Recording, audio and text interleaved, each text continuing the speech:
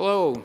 Um, Thank you all for coming. It's clearly standing room only, and clearly Bill Gates is a bigger draw than me, as it should be. So I have the opportunity and honor to introduce Bill.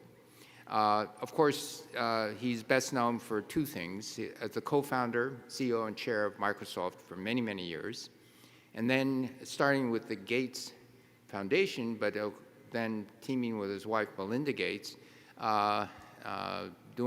focusing his attention, most of his attention, on the Bill and Melinda Gates Foundation. So Bill was born and raised in Seattle, and he had a very supportive mom and dad. So Bill Gates Sr. and his mother actually encouraged him. He started with computers at the age of 12 in the local school, Lakeside School. And a year later, he started programming a computer with a childhood friend named Paul Allen. So then a couple years later than that, he goes to Harvard and becomes one of the very distinguished Harvard dropouts that they've had in their history. By the way, Robert Frost, who I mentioned in my talk last night, was a high school Harvard dropout. And so he started Microsoft with Paul Allen at the age of 20. And in '94, he started the William H. Gates Foundation. And so is it the junior, the senior? I don't know. I forgot to ask him. Probably the senior, but it doesn't matter. And 3 years later, the Gates Library. And in 2010, it became the Bill and Melinda Gates Foundation.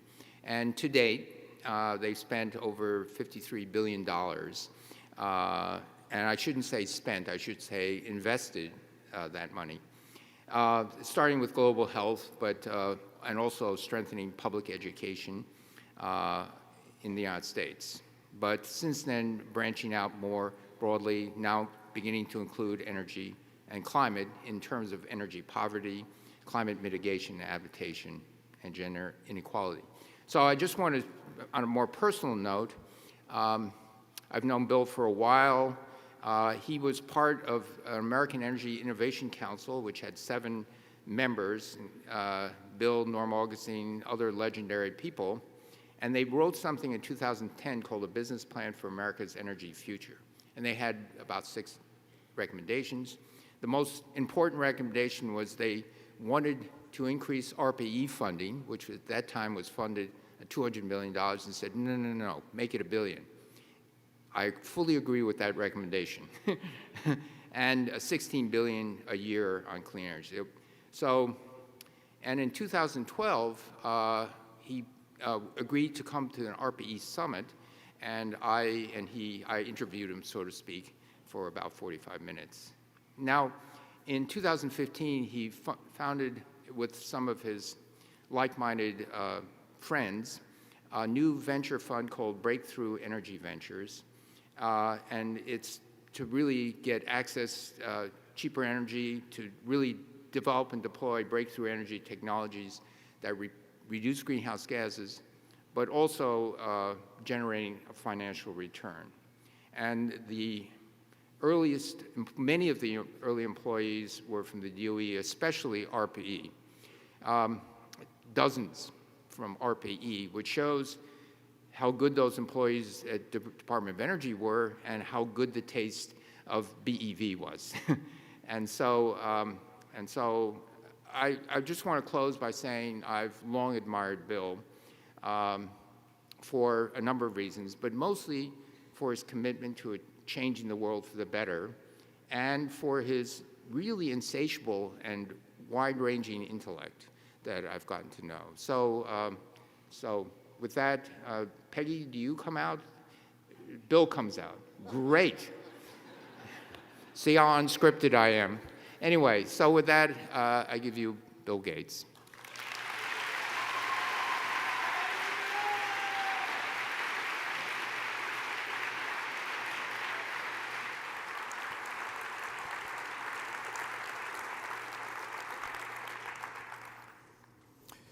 Well, good afternoon. It's great to see the large group here working on how science can improve the world. I wanted to talk a little bit at first about a special topic, which is this recent coronavirus, COVID-19 epidemic. This is a huge challenge. We've always known that the potential for either a naturally caused or intentionally caused pandemic is one of the few things that could disrupt health systems, economies, and cause more than 10 million excess deaths. And there's a lot we don't know about this current epidemic, but there's a lot that we do know that shows that this could be, particularly if it spreads to areas like sub-Saharan Africa and southern Asia, it could be very, very dramatic.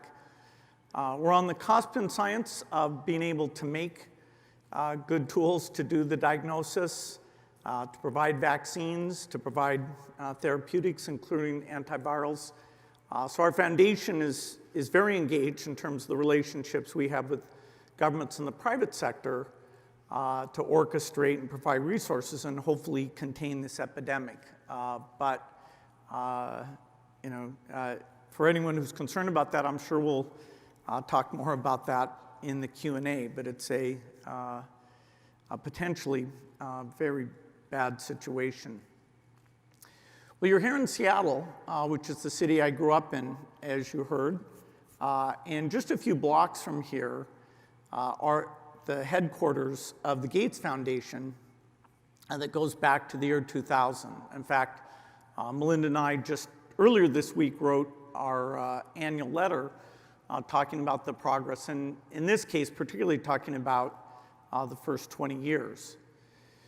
Right from the beginning, we chose the focus to be eliminating inequities, particularly in health in developing countries. We thought that we could make a huge difference, both in the R&D priorities and in the delivery systems, to make sure the latest medicines were getting out to all the children in the world. And this work has been very gratifying. It's been very successful. And in fact, today I want to talk about some things that we're just on the verge of being able to do that will help us advance that mission very, very dramatically. The goal being that a child born anywhere has a very low chance of being malnourished or dying below the age of 5, and that these big infectious diseases like HIV, TB, and malaria, that we believe those can largely be eradicated. Over these 20 years, the child mortality overall is down by a factor of 2, and you can see that in the chart that's in the middle of that slide. In 1990, it's over 12 million children are dying under the age of 5, and most recently, it's about 5 million. We should be able to cut that in half again. That is, with some of the science advances I'll talk about, we're not done in terms of the fastest reduction ever in those numbers. And if we go 2 more factors of 2, then you basically achieved health equity. That is, you're down to about 1% of children dying before the age of 5 everywhere in the world. In addition to those deaths, another tragedy that isn't talked about to the same degree, but is, if anything, more impactful, and that is that nearly 250 million of children are malnourished. And what that means is that they never achieve full physical or mental development. And both for them individually and for the countries they live in, this is a huge problem, and one that has definitely been under researched. So to get to this health equity, of course, science is where we start. We need governments to fund basic sciences. We need lots of partners that nurture the ideas and are willing to take big risks, not only on specific tools, but on platforms that would allow this work to go faster and develop very, very low-cost products. We also have to understand that the health systems in these countries have very limited capabilities. So anything we do that requires a doctor, that's not going to scale to reach the entire world. So, it's got to be super low cost, easy delivery, very little training involved. But it does represent an opportunity. These developing countries are where the population growth is taking place. It's where the economic growth is taking place. By 2050, sub-Saharan Africa will be over 2 billion people. And that's more than twice the people in Europe and North America. And so there's a lot of reasons to care about Africa. Today, most investments in health R&D are really focused almost entirely on the rich countries, and in some cases, because of pricing models, only on the United States. And this is causing the priorities of what gets done and the requirement that it be simple and low cost to be missed, and therefore we're not taking the best of science and creating something that can have its potential impact. And so a redirection either of the market signals or the role of governments and philanthropy or scientists themselves against this broader goal would help us make far greater progress, even more than we have today. We have an opportunity with the advance of tools like artificial intelligence and gene-based editing technologies to build this new generation of health solutions so that they are available to everyone on the planet. And I'm very excited about this. The rate of progress will be faster. The number of people who care about this or engaged in this, partly because of the success of these last 20 years, I feel there's real momentum and some of these challenges can be solved. I grew up, as was mentioned, going to a private school here called Lakeside, and that's where I first had the opportunity to use a computer. At the time, it was a computer that was connected over a phone line, very expensive, a little bit confusing, and so the teachers all kind of gave up, and a few students persevered, including myself and Paul Allen. And so, we sort of got addicted. We fell in love with this, messing around with this computer, trying to get it to do things. Even in those days, the vision of what computing could do was very expansive. In fact, down at Stanford Research Institute, in 1968, they actually built Shaky the mobile robot. It was able to move around, lift blocks, it had vision. It's kind of funny today that we're still on the verge of, will there be this type of self-propelling robot? Are there applications that it will be effective in? I was meeting with a number of startup companies this morning, still trying to crack that market. So it proves that although science goes very quickly, sometimes the challenges we take on are very difficult. The Shaky could see those blocks, but of course that was a very self-contained, well-defined environment that it was able to operate in. A lot of this AI work and the ultimate dream of software goes back all the way to 1950 when Alan Turing created the idea that we should be able to match human capabilities in many ways. And AI has gone through a number of boom and bust cycles since then. You'd have to say we're in a boom cycle right now, although there's some very profound things like being able to read and understand textual material like a human does that we actually have no idea how to solve that problem. And it's sort of the next on the agenda and very hard to predict when we'll get there. Even so, the machine learning tools that we have today are going to be applied in a broad range of domains, including modeling disease, finding drugs for disease, understanding biological systems. And so it is a very exciting time. The capacity to execute those AI models is doubling more than once a year. So we're going up even faster than so-called Moore's Law by building these very special purpose things to execute both the creation of deep learning models and the execution of those models. And so applying those in a broad way and really understanding where they're applicable, that data revolution is here today, and it's suffusing itself through many, many problems, including these health problems that are so critical. We also have recent breakthroughs like the gene editing technologies, including CRISPR.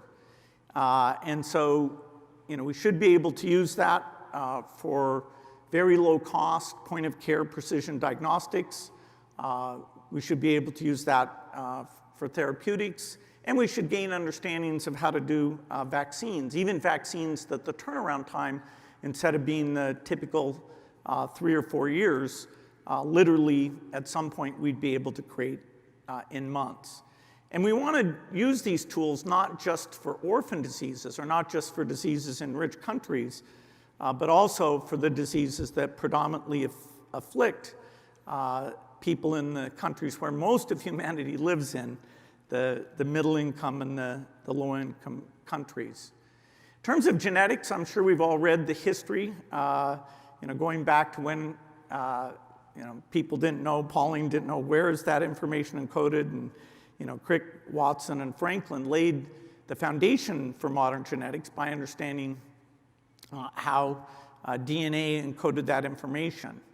And it's only 15 years ago that the Human Genome Project gave us the basic blueprint and let us now identify sequences that are associated with different diseases. It was 8 years ago that CRISPR came along, and it continues to evolve in some pretty fantastic ways, including the accuracy of the editing. Today, over 89% of genetic variants that we know are associated with human disease can be corrected. That is, if you get into the cells of interest, you can make those corrections. Last year, human trials using these molecular scissors of CRISPR did start to do things like solve sickle cell disease. So we're really on the verge of a direct human benefit. So these are just two examples of powerful tools that we can apply in a narrow sense or in a very broad sense to improve the human condition. I want to give some other examples and talk about how you actually get from these great new tools all the way out to things like reducing malaria deaths. One partnership that we've initiated recently is one with the NIH to go and develop very low-cost gene editing tools with two particular goals in mind. One is sickle cell disease, and the second is an HIV cure. We believe that over the next decade, we will be able to make this breakthrough. And that's super critical, because if you take the 38 million people worldwide living with HIV, 95% of them live in low-income countries. And the current treatment regime, although it's brought deaths down from the peak, the ongoing cost and difficulty of that are very hard to sustain, including when you face drug resistance. And even so, with that system, it's imperfect enough that we still have over 1 million people a year who die, and some negative effects even when they're on ARVs. So, the imperative to end that and to have a cure is very, very high. Sickle cell disease is another disease that's far, far more prevalent in low-income countries, particularly in Africa. 15 million babies will be born with sickle cell disease in the next 30 years. And the exact outcomes for those kids in terms of what their life expectancy actually isn't tracked very well, because the diagnostics just recently have gotten cheap enough, and some of the therapies that can help extend their life have gotten good enough, and enough progress has been made on the other diseases that this is now a big enough part of that childhood death rate, particularly in places like Nigeria, that it is a priority, and now the R&D is being applied. But today, we believe that over 90% of the children born with sickle cell do not survive till their 5th birthday. These ongoing trials that are using the expensive approaches are very, very promising, but you probably know those things today because of the ex vivo approach they use. Those are over $1 million. And the equipment and the doctors and things that are involved in executing those procedures definitely keep them out of the broad low-income country usage. And so the goal here is to not have the typical multi-decade lag between when a breakthrough is available in, say, the United States and when it gets out broadly to help anyone. The goal here is to shorten that, if possible, to well less than a decade. The vision is to have in vivo gene editing techniques that you just do a single injection using vectors that target and edit these blood-forming cells, which are down in the bone marrow, with very high efficiency and very few off-target edits. And that's the vision of how you could literally get out and save all of those lives and bring this incredible disease burden to an end. Similarly with HIV, the goal of the collaboration is to investigate in vivo gene editing that could drive a functional cure for all of those 38 million people who are infected. Again, it's a high bar in terms of how simple and how low cost and how rare the side effects would have to be. But we do believe that it's possible. Amazingly, gene editing is also the most exciting tool for us for the work we do in malaria. Malaria, you probably know, it's gone from 1 million deaths a year, mostly young children in Africa now, down to about 400,000. But it's a very difficult disease to bring down from that level. There's outside biting, there's drug resistance. It's very, very difficult. Here, the idea is instead of editing human genetics, it's to use CRISPR to create what are called gene drives. That is a gene which is inherited by all the offspring. If one of the two parents has this particular mechanism, then all of the offspring that has a parent with this, it's driven into the progeny.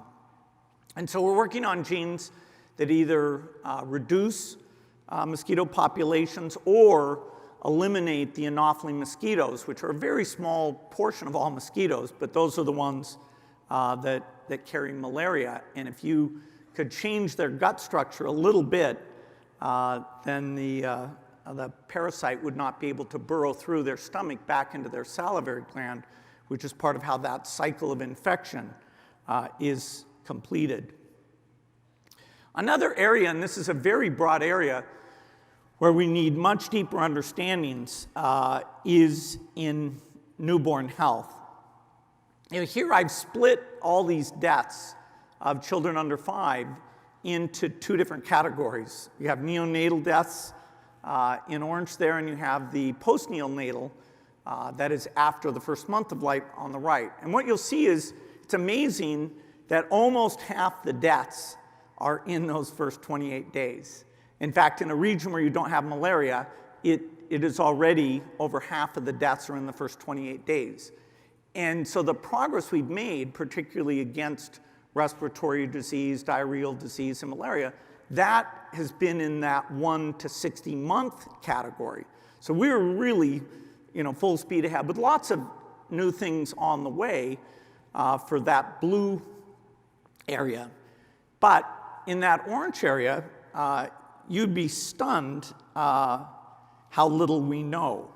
Most of those deaths are done. There hasn't been in the past any type of autopsy, and so you just do what's called a verbal autopsy, where you have various symptoms. And so since we don't know the root cause, either of the prematurity that's responsible for some of that, or low birth weight, or those early conditions, until we actually understand that, coming up with the new interventions is going to be very difficult. This is an area where the sensors and tools have gotten so good that we can create, even for births in low-income countries, really large data sets where we're doing ultrasound on the mother and taking blood samples during pregnancy, things where we take biological samples of the baby and really try to understand what the pathogen there is. And as we gather that data, which the ultrasound and other low-cost wearable sensors are making very cheap, and we apply the AI to identify those factors, even in some cases identify them in advance for a particular pregnancy so that we can come up with the right intervention, we think we can have a big impact here. We are seeing more and more incredible links between maternal undernutrition, the maternal microbiome, and premature birth. And by looking at these abnormal states of the microbiome during pregnancy, we may be able to give pregnant women microbial therapeutics as well as nutritional interventions that improve fetal growth and reduce the risk of stillbirth or preterm or low birth weight fairly dramatically. Another area that was not a priority in science, but now with these new tools and the right types of grants is coming in, and the improvement in the human condition that will come out of that is extremely high. The microbiome is also the key to the optimism we have about reducing malnutrition. I mentioned how widespread that is, and how in terms of even more than those deaths, reducing the quality of life, this is a very dramatic thing. Even if all you care about is deaths, it turns out it's these malnourished kids that are so fragile that when they get diarrheal or malaria or pneumonia events, they're the ones who are likely to die. The kids who are on their growth path, whose weight and nutritional status and therefore immune status is strong, are far less likely to die. So if you want to deal with those further reductions, a solution for malnutrition would help the survival rate dramatically, but even more importantly, it would improve the quality of life for that individual, where they would achieve full mental and physical development. We are now starting to understand these microbiomes, and we are seeing there are substantial differences that explain the growth faltering. And so now we have trials out to look at various interventions, some which appear that they might be low cost. The understanding of the microbiome is not just relevant in these poor countries. In fact, there's evidence in wealthy countries that the super hygienic environments we have, an abundance of processed foods, antibiotics, they lead to a microbiome imbalance that makes kids in richer countries more susceptible to obesity, diabetes, allergies, and probably autoimmune diseases as well. And so, I'm sure you see all these startup companies looking at microbiome interventions, even for diseases where you wouldn't naturally think, like neurological disease, where there is, in fact, a correlation. Whether people will map that into causation is yet to be proven, but this is a very exciting area. And this is an area that needed these sequencing tools and the high-scale data processing, including AI, to be able to find the patterns. There's just too much going on there if you had to do it, say, with paper and pencil to understand the 100 trillion organisms and the large amount of genetic material there. And so, this is a fantastic application for the latest AI technology. Another new approach that the foundation is very enthused about is the organ on a chip.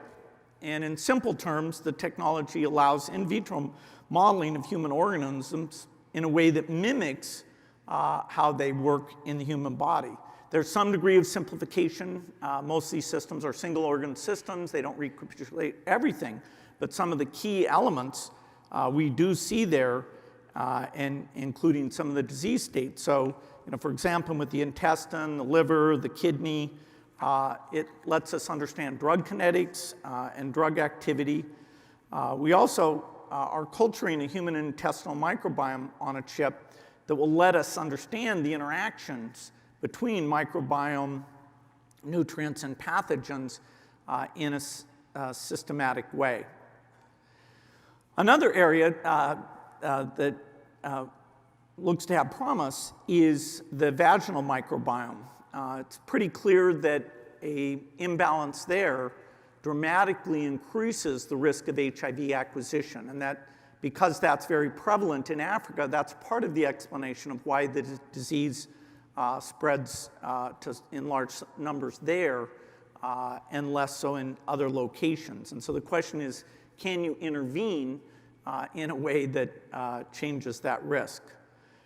Another organ on a chip that's very promising for us is the lymphoid organoids to understand vaccine responses. Could let us develop vaccines far faster and understand things like adjuvants that are very critical for a lot of the new vaccines we're working on. Well, another area that I wanted to mention is the connection between climate change and health. Climate change rightly is getting a lot of focus, but the richness of how we go about minimizing the damage and reducing those greenhouse gases, certainly you wouldn't say that we have a plan. The term for the reduction of the gases is mitigation, and the term for minimizing the negative effects is adaptation. Adaptation, that is helping people deal with climate change, hasn't got nearly as much attention. And that's partly because the vast portion of the suffering that will be caused is for subsistence farmers near equatorial regions. And so you have this mismatch where the place where the money and science are and the place where the historical emissions are is almost entirely separate from where most of the suffering will be. As you get more extreme weather conditions, floods, droughts, you get more pests and disease, and it means the percentage of years where your crop almost entirely fails will go up very substantially. And of course, then that means those kids, the rates of malnutrition can go up even higher, and as I mentioned, that very directly connects to the survival rates and the ability of those people to achieve their potential, to be educated and get that country out of a cycle of poverty and move beyond it.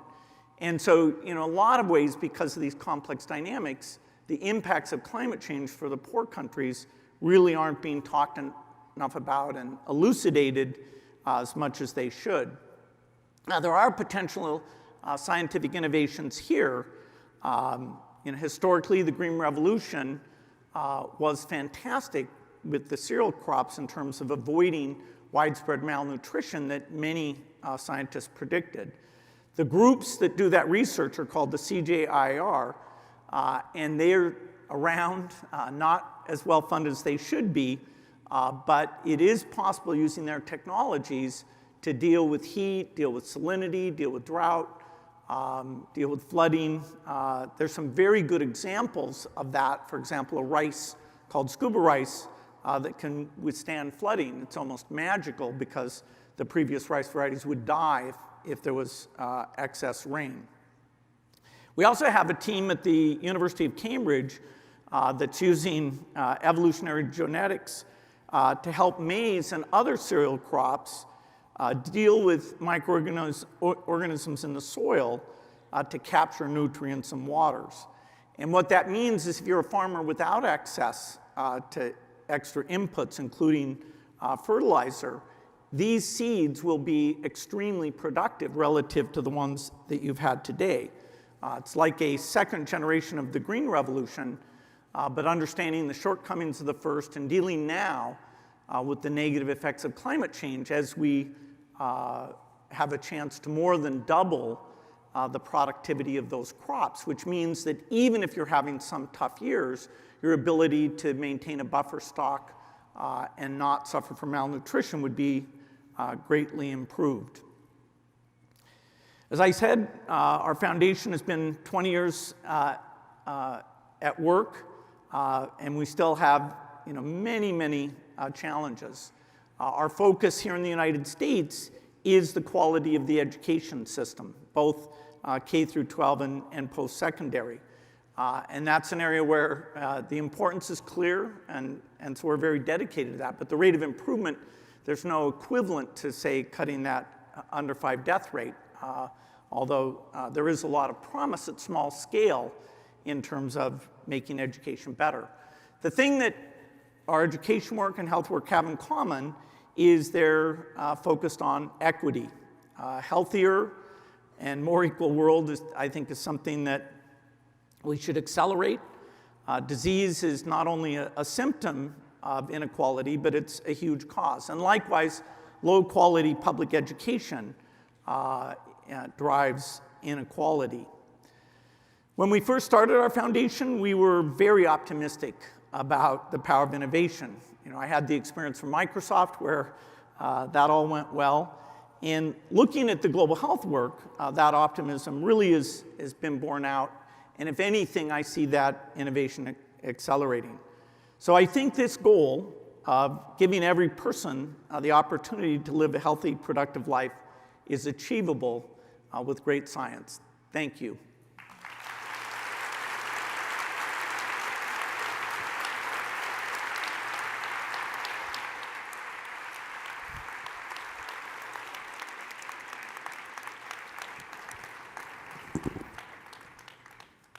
Well, thank you so much. I'm Peggy Hamburg, the chair of the board of the American Association for the Advancement of Science, and I have the rare pleasure of having a few moments to chat with Bill Gates after that remarkable speech. Really, you covered so much ground and addressed so many important issues and managed to, synthesize cutting-edge science with some of the biggest problems before us and some of the really most powerful and poignant issues in our world, addressing poverty. You may not know this, but you and I were in the same college class. The only difference is that I actually graduated.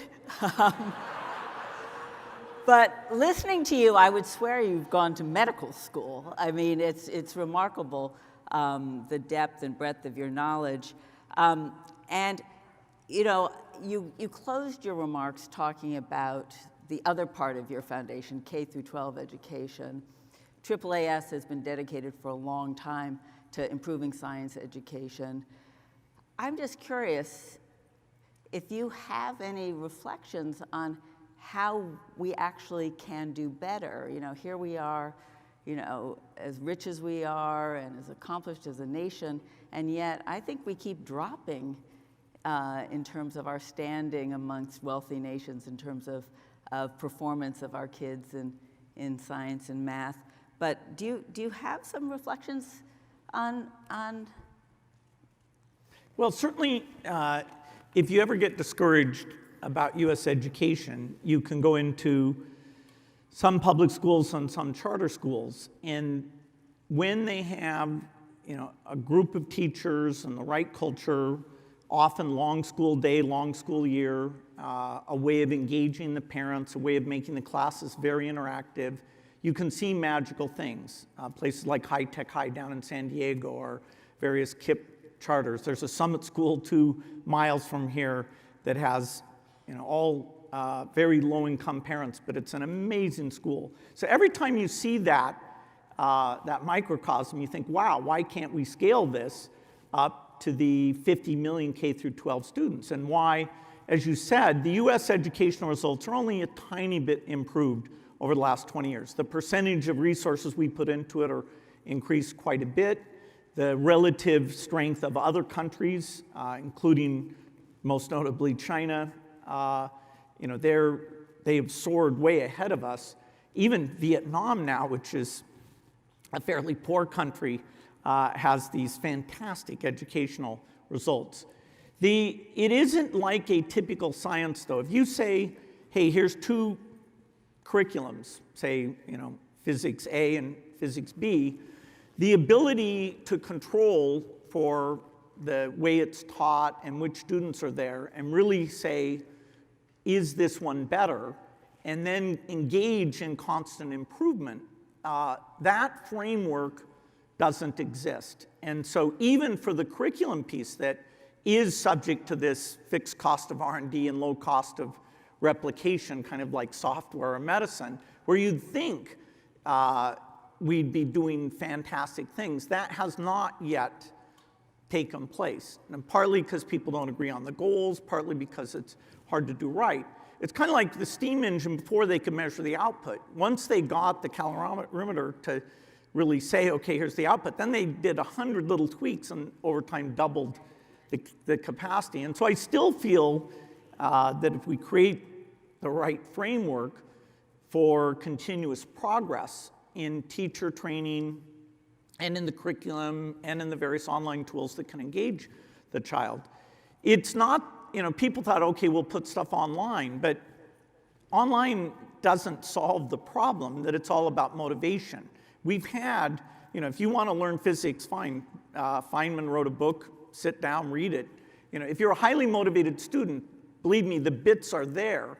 So motivation is the key thing, not how do you make it interesting, and if somebody's confused or they don't have confidence, how do you keep them engaged? And there is some great work about persistence and how you encourage persistence, but the progress there, contrary to what we assumed, is quite modest for the field as a whole, not just our foundation. Right. We have to figure out how every student can have the Rocky the Robot moment or whatever that sparked your interest in computer science and all the rest. Let me also now go back, though, to another aspect of your presentation where you started, coronavirus, because that is something that very much is on the minds of people today. And we had a good session this morning on coronavirus with Scott Dowell from your foundation presenting. And you actually have written so thoughtfully on both natural and intentional biological threats and the catastrophic risk that they pose.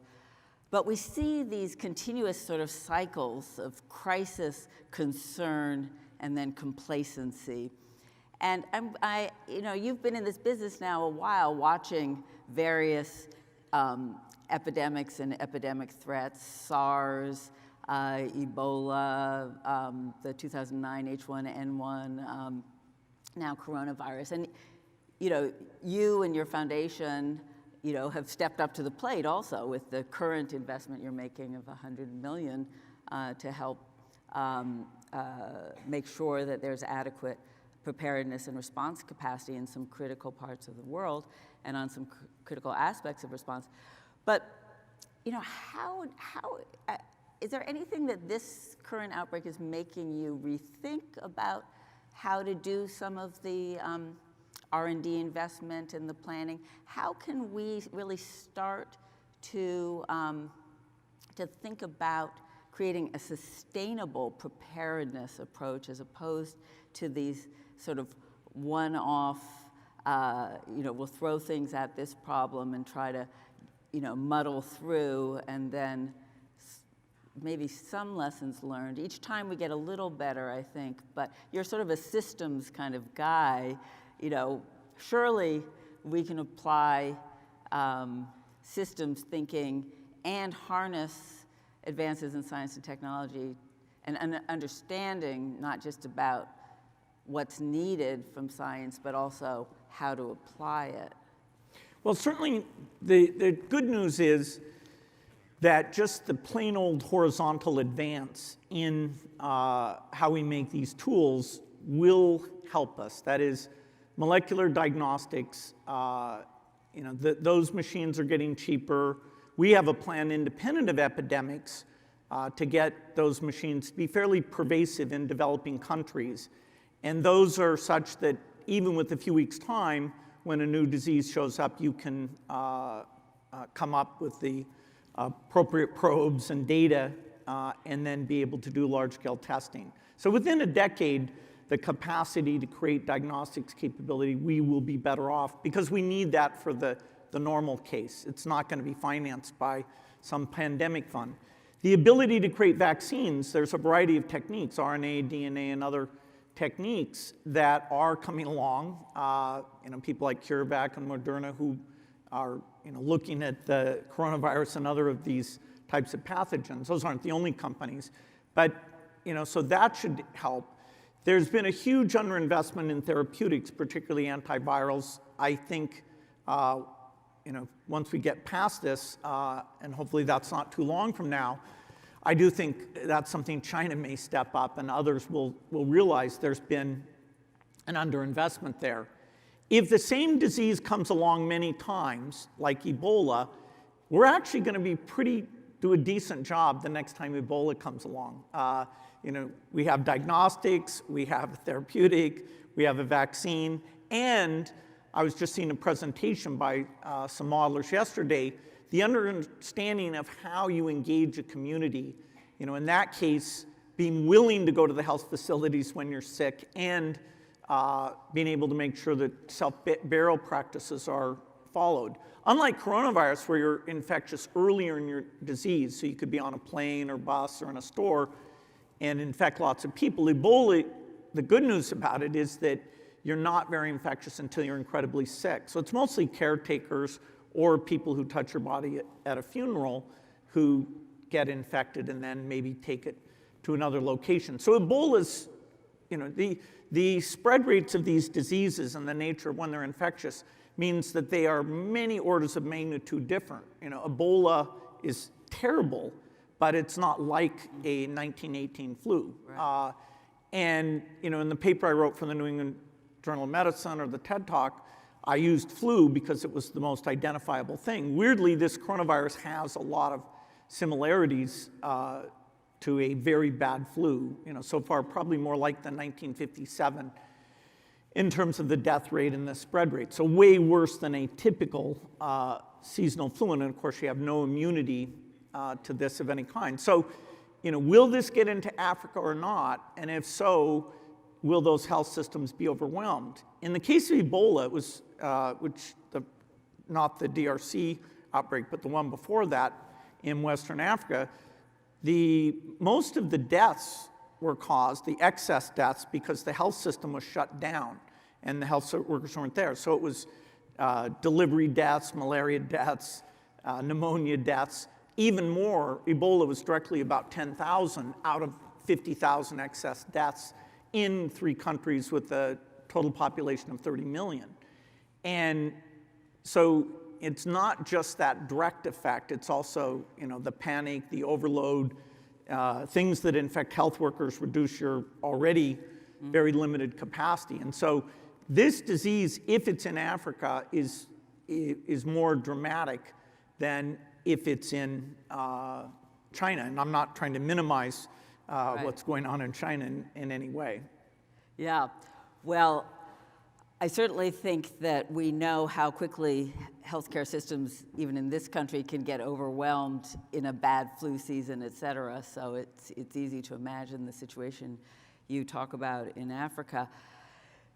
I was so struck in your presentation about the commitment to really provide access to important innovations where they're needed, and talking about treatments for sickle cell and HIV, where right now we're anticipating, as we look at gene editing and sickle cell treatments, that they're going to be very, very costly drugs. People are worrying about how we're going to pay for them in this country. And, you know, you are an optimist in terms of the ability to actually go between your current solution and your future solution on this slide.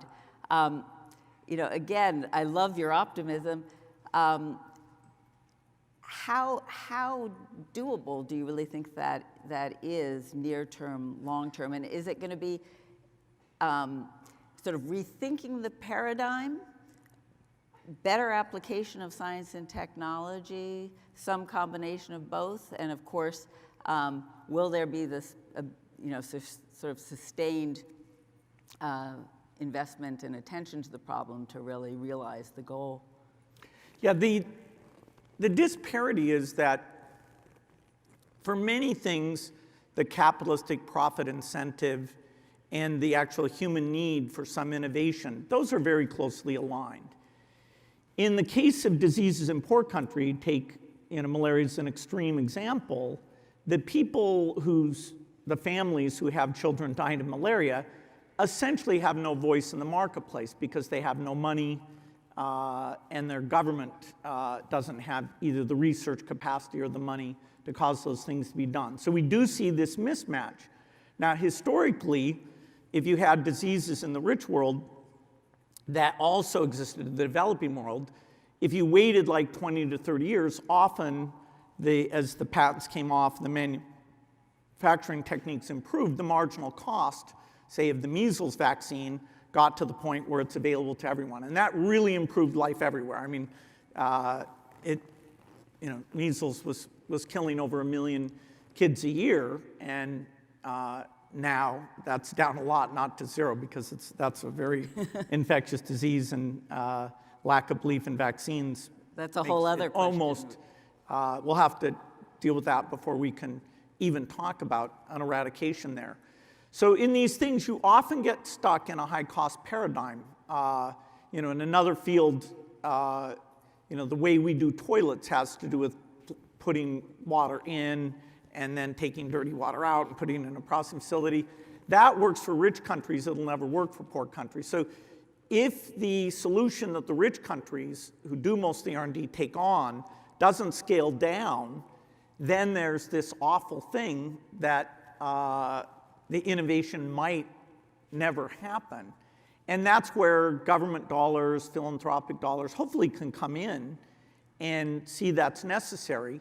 We also, at some point, people are going to say that the medical costs in the US are taking away so much of society's resources, that government's ability to do other things like education and social services and infrastructure, that we really do need to stop the medical costs going up as a percentage of GDP. And so, if these techniques that work for the developing countries also, with the right incentives, should be encouraged for all of the rich countries, particularly the US, who's kind of an outlier there. And, so making sure that the barriers for doing these trials and that, the risk money will be there, there still is a societal need that the current structure, doesn't really draw out. But I do see an alignment as people get more serious about US healthcare costs. We went to the UK and proved out that the pneumococcus vaccine, you could do a reduced schedule. Mm-hmm. Now, we were telling the developing countries they could do a reduced schedule, but they don't like to be told that, because you're so poor, you should do it some inferior way. So we had to get a rich country to go to what's called the 1+1 schedule for that vaccine in order to say, yes, this is the gold standard. It's good enough for UK children, and therefore you should entertain the idea that you, with very limited resources, by eliminating one of these doses, you can probably introduce a whole additional vaccine and save, literally hundreds of thousands of lives. So it's very complicated because the rich world, which is the gold standard, the FDA, the trade-offs involved are different in a rich country than they are in a developing country. And trying to make all of that fit together is sometimes very, very tricky. Yeah. Well, I see we're already running out of time, but you mentioned briefly in passing the vaccine hesitancy issues and how that's, beginning to affect our opportunity to make a difference, eliminating or eradicating a disease that we have a safe, effective, and even cheap vaccine for. This concern about misinformation that's out there about issues, the anti-vax movement, the anti-GMO, I'm sure as you've done your work on gene drive and mosquitoes and malaria, you're getting pushback. How do we address some of these current trends where we're awash in information, some of which is good, some of which is bad? People are using social media to push agendas, and there seems to be in our country and in other countries of the world a growing sort of skepticism about the value of experts and expertise. Just your perspective on that would be wonderful to hear. Yeah, so there's two different trends that are both concerning. One is that titillating false information is more engaging than true information.